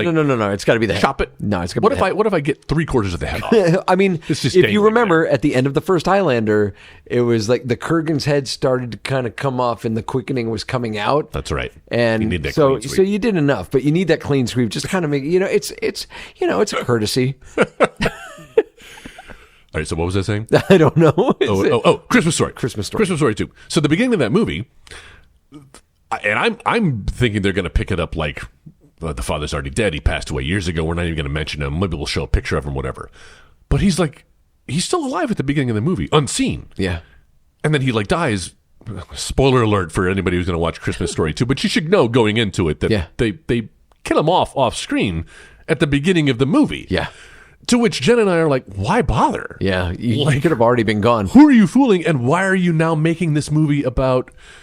And now all these zany things have to happen, and we're all going to have a fun family Christmas, literally days after the father from the first Christmas Story. So, And then they recast the mom with Julie Haggerty. and then she's not even, and then she just died recently. Yeah, not Julie Haggerty, but the actual the mother. actress. Yeah, which is said.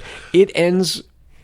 We enjoyed it. Okay. When you finally get to when you get to the end, it's not bad. I just couldn't get past that because all of the characters are acting like none of this happened. I mean, they're mentioning him, but like, oh, your dad, it sure would have been nice for him to be here. He's still, body's still warm. Yeah. Like you guys just buried him days ago. Yeah. So it seemed tone deaf to me, and I just couldn't get with it. I gotcha. All that to say, Beetlejuice, I kind of like how they dealt with the father. Like they did it a little more responsibly.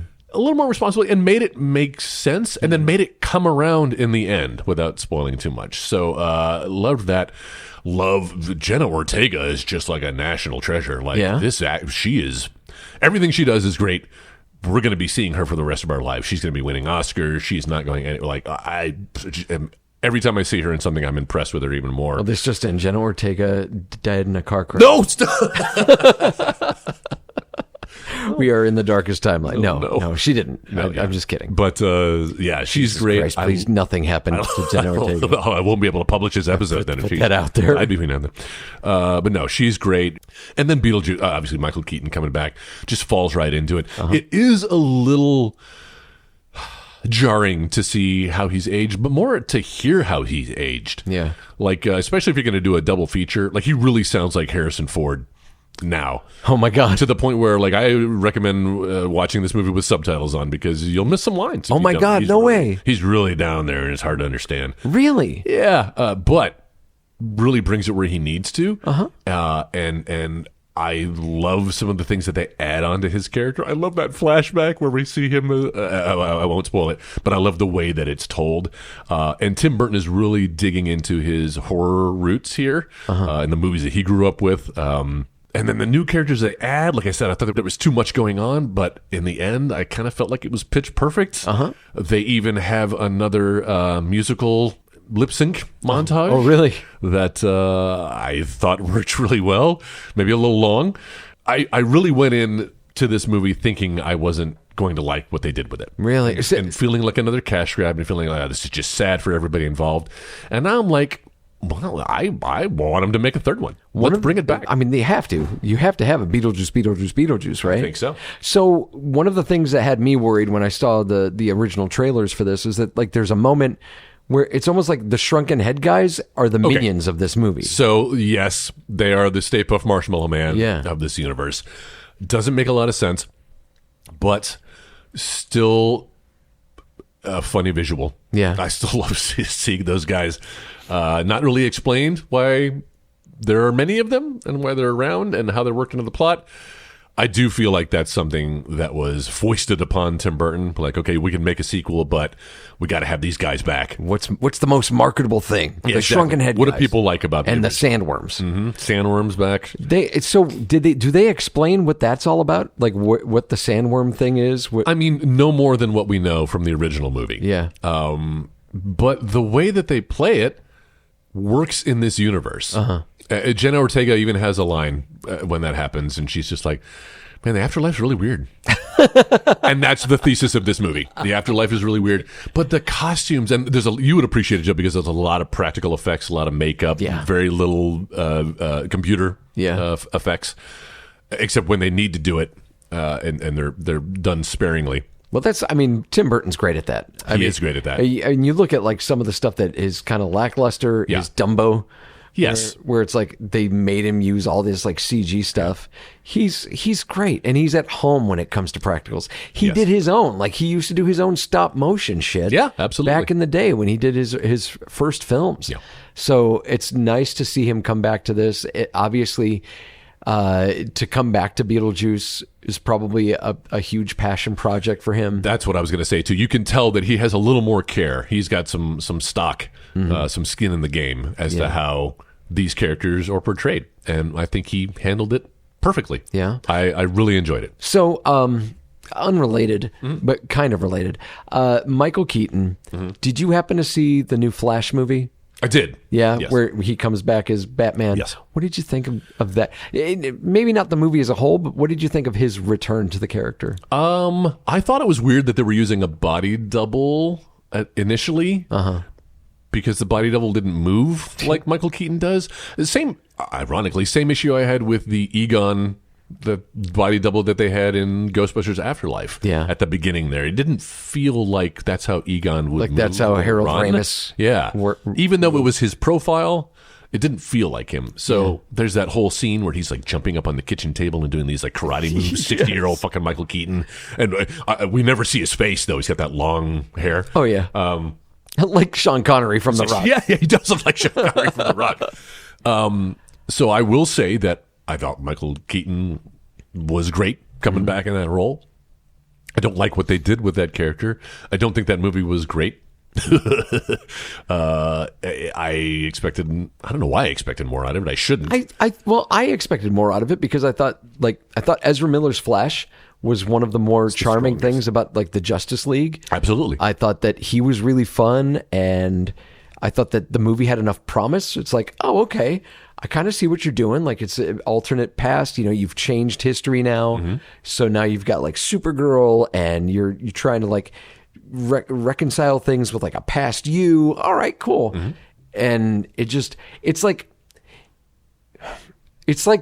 watching someone make a sculpture and they keep screwing up.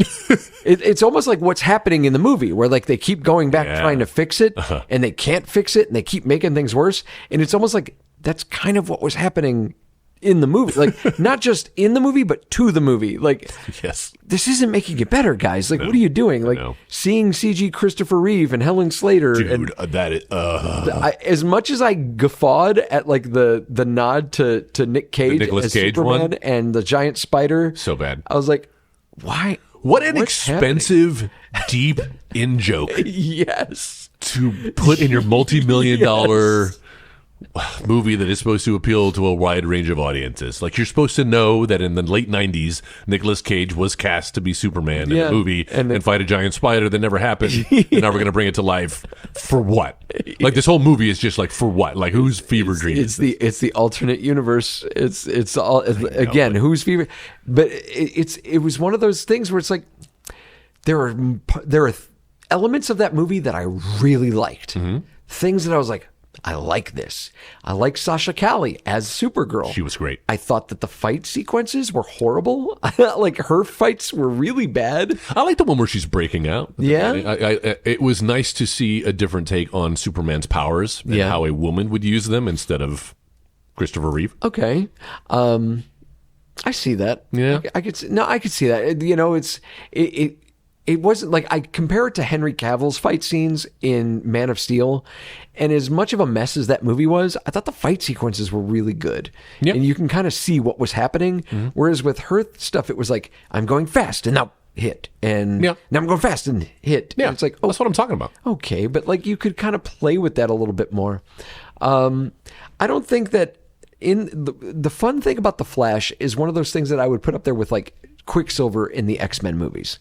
That like there's some fun to be had where it's like, you know what? Perfect example in the Justice League, when the Justice League's trying to they're trying to calm Superman down, and everybody's holding him, and the Flash goes running, and he's running, everything's slowing down, he's looking, and then you see Henry Cavill just slowly turn, and it's like, oh shit. There's there's fun to be had with playing around with like going super fast slows everything else down.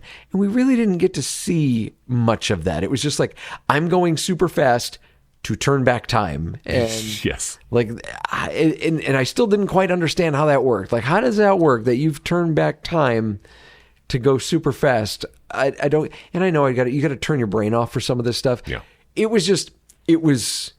There was too much shit being thrown at you. It was a mess. Yeah. But I did think that Michael Keaton returning as Batman was really fun. Got me to see it. I wish that there was more. Well, there was going to be if that movie were successful.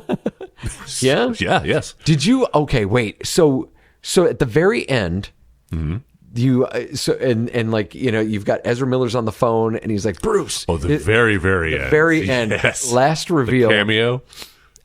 Yes. I appreciated that. I did. That was kind of fun too. If you're gonna go multiverse and you're gonna have multiple versions of everybody here, then just lean into it. Yes, and they did, and I thought that was a nice way to end that movie. Yeah, and that franchise, and that's it. No more. Is there anything else? Let's see that you've got on the list here. We talk about. We've run through quite a few of them. You know, the only one we didn't talk about, and I don't know if either one of us saw it, but the new Roadhouse. With Jake Gyllenhaal. No, I didn't. Right, we'll cut that part out. I didn't see that one. Tune in next week when maybe we'll talk. That's so funny because it was definitely on my list, but never got around to it. I will see that. I hear it's good. Yeah, and that's a Doug Liman film, I believe. Really? Yeah. Are you kidding me? I'm not kidding. The Green Zone's Doug Liman? 100%. Did he do that? I thought he did the Green Zone with Matt Damon. Jason Bourne. Yeah, he did the Jason Bourne. Okay, that's it. He did the first Bourne Identity movie. Bourne Identity. That's. I knew he did something with Matt Damon. That's what it was. Okay. Well, we figured it out. We did it. We got there. We got it. Yeah, I guess. I mean, that's it. I'm trying to think of like if there's been any like TV shows that have done the same thing that have kind of gone back. I mean, no. My wife keeps telling me like, oh, you know what I like? I like The Equalizer with Queen Latifah, and I'm like, I'm never gonna watch that. How weird to like put out a TV show of The Equalizer when there's still the Denzel Washington Equalizer films. Yeah. Don't you think that's kind of a weird touch? I mean, not nowadays. No? Oh, dude, I know what's coming out that you were talking about. Gladiator 2. Oh, there you go. Okay, so I almost added that to the list, but I think that was technically 2000, so I was trying to keep it in the same decades. But it's still a movie that was 20-something years ago. Yeah. Finally getting a sequel. Are you excited about that? No. I'm not excited No, about this. not at all. But you know what does excite is the fact that Denzel's in it.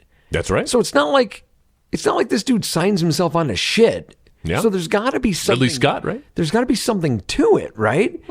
But I'm like, what's the point? What left could be told? What? Like the trailers start off, and I'm seeing like a unrecognizable Russell Crowe because he's in his fucking 30s, and I'm like, whoa, like he's fit. What, did they de-age him in this? No, it's just footage of him from the original Gladiator. I see what you're saying. And I'm like, what the fuck? Who is that? Oh, that's what Russell Crowe used to look like. Pre-Stay Puft Marshmallow Man. Yes, and there he is again. But I'm like, who needed this story? Like, the Gladiator was what it was. Again, kind of going back to that Crow thing. It's like, we told the story we needed to tell. Yeah. I think we're good. Yeah. Like, I don't know. I've seen enough Roman gladiator movies. You could have made just a whole other Roman like there's a movie coming out with Ralph Fiennes where he plays Odysseus. There you go. That looks really cool. That looks interesting.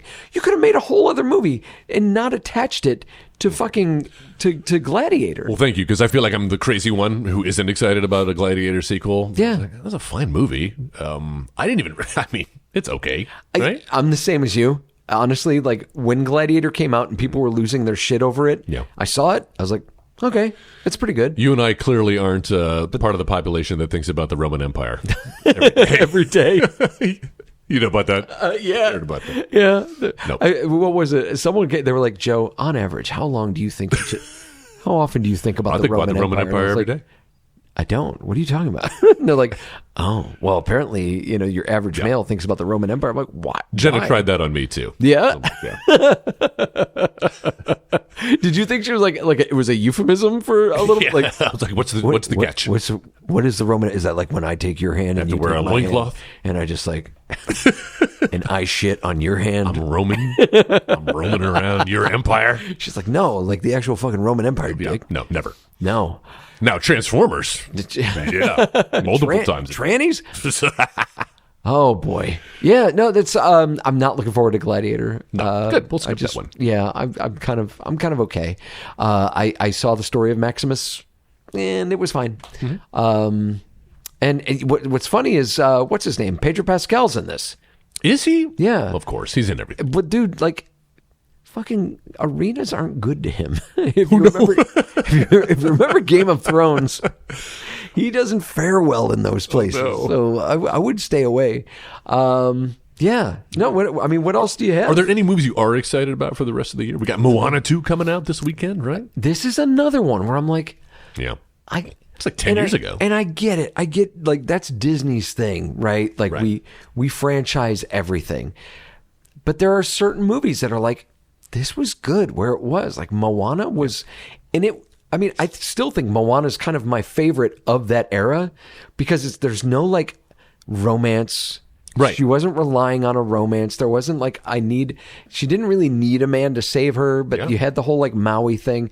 It's a really good story. And again, this comes from being a girl dad, I think, where it's like, I love this story about this like confident woman who finds her strength and finds her purpose and, fulfills her destiny. I love that. I think that's great. And it doesn't like, her destiny isn't, dependent on some other dude. And now it's like, okay, well, what are we doing? I'm looking at the trailers and it just looks like a whole lot of like the first one. We got now it's more of those coconut Kakamura guys, and now the pig gets to go on the journey with them, and like what did we not get to say? Well, with the first movie, if Beetlejuice, or Bad Boys 4, any of the other movies that we have liked on this episode have taught us anything, it's that there is a way you can bring these characters back and do a little fan service. Yeah. Bring that back, the Shrunken Head guys. Bring back the Stay Puft Marshmallow Man. Okay, that's a bad example. Bring back them. And still find a way to progress the story and make the characters go on new journeys. I don't know. Yeah. If anybody can do it, it's Disney. Yeah. Maybe. I mean, they got enough money to just throw things at it. Are you keeping up with any other TV properties? Disney. Disney, like Marvel. The Star Wars, Marvel. Star Wars, yeah. No, I can't say I have. No, you didn't watch Andor? I did not. If I were to watch one, it would probably be that one. You should. I mean, they got the second season's getting ready to come out. Yeah. They've announced that. And Marvel just did Agatha All Along. Now, we did watch the first couple episodes of that. That's fantastic. I was waiting for it to finish to see if it was worth going back to. Did they? They stick the landing. Because we were enjoying it. I mean, we got Aubrey Plaza. Come on. Oh, my God. And, of course... Stop it. I was going to call her Catherine O'Hara. What's her name? It's Catherine Hahn. Catherine Hahn. Thank you. She's our generation's Catherine O'Hara. Wait, or their generation. I thought Catherine O'Hara was still our generation's Catherine O'Hara. Yeah. Oh man, she's so good at Beetlejuice. Yeah, I love it. Is she? I just love what they do with their character. And how she enjoyed a nice renaissance thanks to like Schitt's Creek. Yes. Yeah. I know. Looking great, man. I mean, look, dude. What are you talking about? She's Chicago talent. Yeah. Last thing I forgot to mention about Beetlejuice was there's a couple of villains, right? But Justin Theroux. Justin you Theroux. know him? I keep wanting to call him Justin Trudeau. I do, yeah. He's not the Prime Minister of Canada. Justin Theroux. The one who's married to Jennifer Aniston. Yeah. There you go. He's so good in this. And in typical Tim Burton fashion, it's the humans who are the monsters. Yes. And the freaks are the good guys. That's great. So you get to see him be that. And he's so good in that movie. Yeah. He's kind of like a more like slimy John Hamm. Yeah, like I can see him play, but like he can play. But he's handsome, but he can play likable. But he can also be kind of an asshole too. Yeah. So, wow, man, you pissed off at your laptop. We're good. Are we still on? I think we're still recording. All right. So you know what? Before we wrap this thing up, what are you playing? What am I playing? What is my obsession? What's your obsession? What are you playing? What's my obsession? What's your obsession? It's funny you should ask that, Joe. Actually, my obsession recently has been a video game. Yeah. And it's the most recent Zelda game that came out. That Zelda Echoes of Wisdom. Echoes of Wisdom for the Switch, where you, for the first time, get to play as Princess Zelda. It's not the first time. Okay. I mean, there's Smash Brothers. Well, okay. In a mainline Zelda game. Really good. Have you played this yet? I haven't. Dude, it took me a year and a half to start Tears of the Kingdom. How's that going? I finished it. Did you? Dude, do you not remember? Like, as soon as I started, I finished that game in a week. Really? Yeah, I finished that. I couldn't stop. Yes, it's I couldn't great, isn't fucking stop. I was sitting there playing the game. I think that was when I was working on Murder on the Orient Express, and I die in the first 10 pages of that show, and then I'm basically backstage the rest of the play. Nice. I'm playing Tears of the Kingdom the whole time. That's awesome. The whole fucking time. Then it was that weekend, Jay came over and we got to the point where like the final battle. Oh. And I was like, I had goosebumps. Yes. I was like, this is fucking amazing. Please save your opinions about Zelda Breath of the Wild or because we're gonna have August on. We were going to we will have previously known as Paul. Yes, we'll have an episode coming up here where we do a little State of Zelda in the year 2025 by that. Yeah. We'll have some returning guests. Yeah. We'll have a little roundtable, talk about the Zelda franchise, where it is. So we'll be talking about Echoes of Wisdom, but also, doing a little post-mortem on Tears of the Kingdom. Dude. Yeah, and I think I told you, like, the reason why it took me so long to get started is because fucking the day it came out, in our text thread, Jay is like talking about everything that's going on in the game. Like, I don't want to like call out spoiler, but I'm like, dude, stop. I want to experience this stuff on my own. But he keeps like, blah, blah, blah, blah. I'm like, all right, I'm just going to ignore it. I'm going to ignore it and I'm not going to play the game. I'm going to wait. So like, seriously, a year passed. And then I finally gave yourself time to forget, huh? Gave myself time to forget, got into it, and man, it's so good. So I'm glad that that's not happening with Echoes of Wisdom. You know, we've been kind of quiet on that front. Dude, right now, Wait, before I get into it, about Echoes of Wisdom. So I did see like there's this like the gimmicky mechanic because a Zelda game isn't a Zelda game unless they throw some kind of gimmicky mechanic in it. Sure. And it's that like you have some kind of magic wand or something that like you can recall items that you've interacted with. Absolutely. Okay. Not just items, but like characters.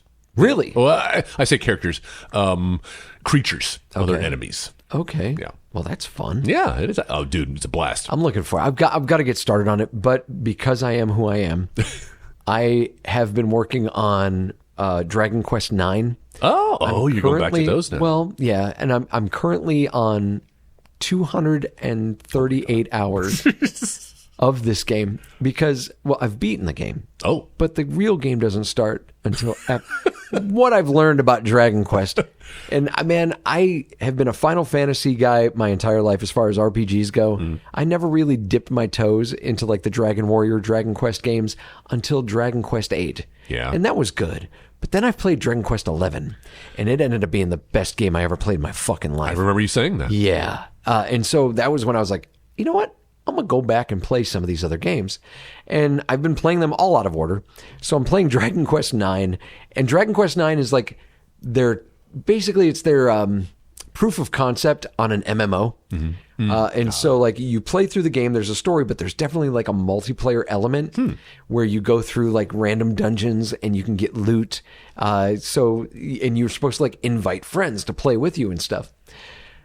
The problem with this game is, and where it plays on my weaknesses, is that you have your characters and then you can like change your jobs. You can level up a job all the way and then change your job and then get that one leveled up all the way and learn all the skill. And if you level up all of the jobs and learn all the skills, then eventually you can be like luminaries. You open up the luminary job class, and the luminary job class can do everything. Ooh. And so, yeah. That's where you are now? I've been working on getting these guys. So I have been in the same dungeon for probably, of the 234 hours that I've been playing this game, probably 200 hours. Just grinding. I've been in the same dungeon grinding metal slimes, which give the most HP, the most XP.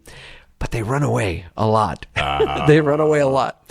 So, yeah, I mean, I just listening to the same music over and over again, just grinding it out. I'm not going to know what to do when I actually play like another fucking game. Which isn't true. I've been playing other stuff, but like just to actually dive in completely on something. Game. My big game. Yeah, so I'm still working on that. But if I were to recommend anything else on the Steam Deck, I downloaded a crap ton of different like Metroidvanias. Ooh. And there's one that I'm kind of in the middle of still right now called 9 Years of Shadow. And it's so good. Yeah. And it kind of plays off of music and like you're in this castle. So this land has been basically like cursed and all the color is gone. So you go into this castle where the curse has started and you're basically trying to like restore color to the world. And the color is restored by you rescuing like different musicians and they show up on stage and they're playing like different instruments and stuff. And as you like get them, you start hearing like the pieces of music, the individual pieces come together to make like a bigger ensemble. Nice. I love that. And it's really good, but there's an aspect of it that's a bit of a boss rush. Oof. And some of these bosses are fucking ridiculous. Like there's one that like I could see where I could do it. I just haven't been able to get it done. But basically, like you are flying, like you're basically gliding, and you're fighting a dragon, and you cannot land. You have to just keep on like using your power every time like there's a fireball that comes past you. You got to use your power to like go back and hit this guy. Then when land shows up, you can then attack him a few times. Then you've got to get the fuck out of there again because then he's going to say it's like a bullet hell level where you get all these things and you've got to like kind of learn the patterns. That's where I'm stuck right now.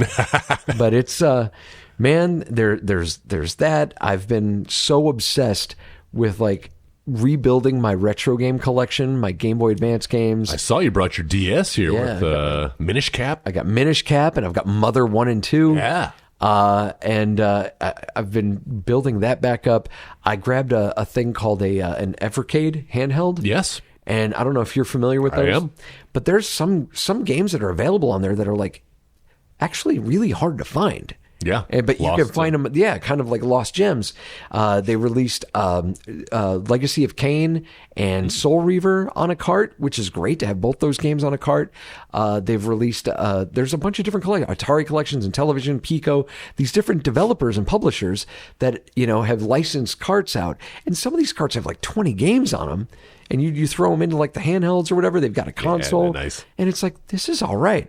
So I'm kind of working on that too. Like right now it's a great time to be a gamer, especially when I'm unemployed. Lots of free time. And have zero disposable income. But that's kind of what I'm working on right now. Other than that, got my schooling and that's kind of what's going on with me. Yeah, sounds like life's good. Yeah. It's kind of good. 2025 is going to be our year, Joe. I can't wait to find a job. This will be it. Yeah. Well, but no, this has been great, dude. I'm glad you don't have a job because that means you've got time to sit here with me. Yeah. And talk about games and movies. So next week here, the hotel. Yeah, because I'll tell you, man, doing this stuff online was really a pain in the ass. Well, don't say that because we're going to go right back to it. No, next week. I know this is. But I'll be back in December. We'll do another a live show. I hope so. And when I say live show, I mean you and me in person. This is a hell of this. I mean, this was a hell of a treat. This is really nice. Like kind of getting back to our roots, and it feels so comfortable. Yeah, like riding a bike. It's yeah. Without the seat. But next time you call me a bike, I'm gonna get pissed. So what else? What do you? How do you want to close this thing out? Well, I think we should close it out by giving a little preview of the rest of season 2. We're going to try to do this at least once a week. I say at least once a week, at least once a month, ideally once a week. Yeah. And we'll. The problem with season 1 was life got in the way. We knocked out 13 episodes, and then life gets in the way. Life gets in the way. Yes, so it's hard to find time to get us together, even online, even remotely. But we're committed, and we're gonna at least try to do maybe another dozen episodes. That'd be great in season 2. But we'll see how it goes. Well, yeah, we've got some ideas lined up. You were talking about Kevin Smith earlier. I think we needed. It might be time to do a Kevin Smith episode to get back into Kevin Smith. We promised it before. We were talking about a Dogma 2 coming out, and a lot of Kevin Smith news in the last few years. Also, there was that new John Williams documentary that came out. Oh yeah, that's right. That I have not watched yet. I can't wait. Either. One of my personal heroes. I obviously just touched all of our lives. Yes, and so impactful. Just the soundtrack to our lives. Sarah's been watching. There's like a Food Network baking competition. And it's Harry Potter themed. I saw that. Yeah, and the Weasley twins. Right? And so, and like all of the music, it's all underscored by the John Williams score. So it's like, it makes even a fucking bullshit baking show. You're like, epic. oh man, this is great. Yeah. There's another podcast that I'll plug called The Soundtrack Show, which is this guy. He's a composer himself, but he'll do episodes on famous movie scores or famous composers. Sometimes he'll do a series. He did the Star Trek series recently, but I just listened to his Home Alone episodes. He had 3 episodes going over the music of Home Alone, all, of course, provided by John Williams. He did 3 episodes. Home Alone. John Williams did the Home Alone soundtrack? He sure the fuck did, man. Yeah. Wow. Hell yeah. Yeah, I was not aware of that. So we'll be doing a John Williams episode because time is moving forward, marching forward. I mean, I'm surprised he's still with us, to be honest. He's like 91. I mean, we just lost James Earl Jones. Oh, God, I know. So, yes, the time is right before we lose him forever to talk about some John Williams. And, of course, we'll have some audio clips. Maybe we'll have a guest on. We can play some of our favorite John Williams tracks. You wanted to do a little behind the scenes of radio. Yeah, I want to do a little behind the scenes. I want to talk about radio, the business of radio. Maybe have a couple of my friends in the industry come on and join us to talk about some things. Yeah. I recently had a really bad return to radio. Uh-oh. Like if anybody who's listened to us for any kind of extended amount of time knows that like I really had romanticized my past, my history with iHeart specifically. There was a company that was very good to me at one point. And then I returned like 2 years ago. I went back to iHeart as the marketing director for iHeart Radio Dallas. And it was a disaster. It was the worst year professionally that I ever had. And I mean, you don't have to be sorry, but it was when I first started working in radio, I was a kid and wanted to like learn everything, and I was so eager. And anytime anybody asked me to do anything, I was like, yes, anything, whatever you need.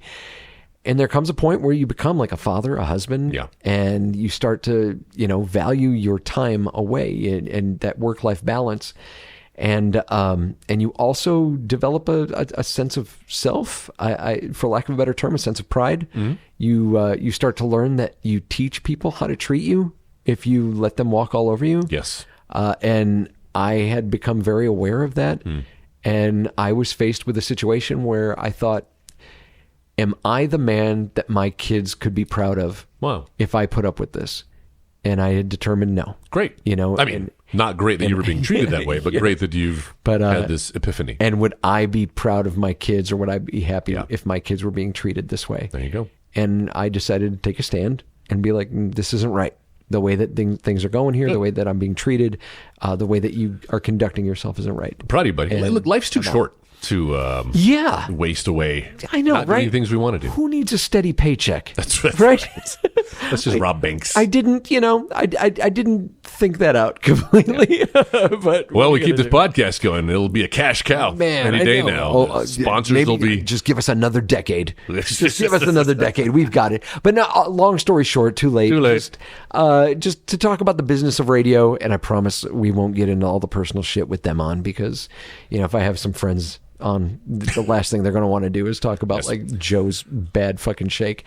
We won't burn bridges. Yeah, no, we won't. And I'm looking forward to it. I'm looking forward to getting more into like video games, like we talked about earlier, the Zelda episode. Getting on, talking about that, getting caught up. I'm gonna have to make sure I play Echoes of Wisdom. Hell yeah. And eventually Mario Wonder.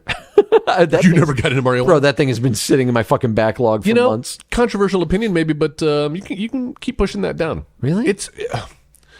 I feel like that game, a little mini review right now, you could become an elephant. Was the answer to do you want to though? Yeah. It's not it's my least favorite power up in that game, actually. They spent too much time trying to figure out if they could do it. I like the bubbles. I like blowing bubbles in that game. Yeah, you do. But Bubbles is the name of the toad, the little female toad. No, it's that game felt like the developers at Nintendo were like, why are we making more 2D Mario games when we've made Mario Maker 2? Yeah. And now the community is making all these Mario levels. How can we one-up that? And their answer is to like, well, every level is completely... Like, they're making a game that you could not make in Mario Maker 2. Yeah. And I appreciate that. I like what they were going for. It's not my favorite Mario. It's not my favorite 2D Mario. I don't even think it's a worthy successor to Mario World. Yeah. I don't think everything's ever going to top Mario World. No, Mario World's my favorite. 2D Mario. It's my favorite. Yep. For sure. But you know what? More video game talk coming later in this season. I'm not to talk. It's still a fun game. It's still a Mario game. Yeah. There's a lot of surprise and delight to be had. I got you. You hate Mario. It's not very replayable. Yes. Yeah. I got you. I hate Italians. So do I, man. Those greasy mustaches. All right. Well, I guess we'll go ahead and close this thing down. Let's wrap it up. Yeah, I hate doing that because I hate to leave you. Like this is. Well, you don't have to leave, Joe. Just because the mic shut off doesn't mean the party's over. Turn up. No. Pull up your pants. Pull up your pants. But yeah, so we'll have a bunch of fun topics to talk about in this season. So stay tuned. You can follow us not on Twitter. We will never be on Twitter again because Twitter does not exist. No. But we do have a Threads handle. Do we have a Blue Sky? We have not yet, dude. I don't know. We'll see if we get into that or not. I'm on Blue Sky, but I haven't posted anything. Well, the problem with Blue Sky is all anybody wants is a Twitter clone. Just do what Twitter did, except without all the Nazis. Yeah. And Blue Sky seems a little overcomplicated for that, whereas Threads was like just kind of pick up and play. So we are on Threads, low res, high def. Actually, I want to say it's. I don't even know what our handle is. Yeah, it's at low res, high def, isn't it? There you go. Make sure you spell it right. All one word. Not Edit Bay, not the Editing Bay. That's this version of it. But yeah, so follow us there. We do have a website, and that's where you can subscribe to this podcast, or you can find us on, it's not called iTunes anymore, but Apple Podcasts, Google Podcasts, Spotify, I believe even, is where this podcast is found. And if you're listening, you've already found it, so I don't know why I'm plugging that. Congratulations. There you go, yes. You found us. You're one of the dozen people. Now you tell your friends, and they'll tell one friend. That's right. Dude, thank you again for this. This is what a treat. Of course. This is so awesome. Pleasure's all mine. And I can't wait to get back into this. Like I know I feel like nervous. I feel jittery. Like I haven't done this in forever. So like I don't know what to do with my hands. Don't put them there. But yeah, no. Hands off, Joe. Guys, thank you for listening, and looking forward to catching up with you next time. See you next week. Bye. You've been listening to the Next Wave Radio Network. That's fucking gold.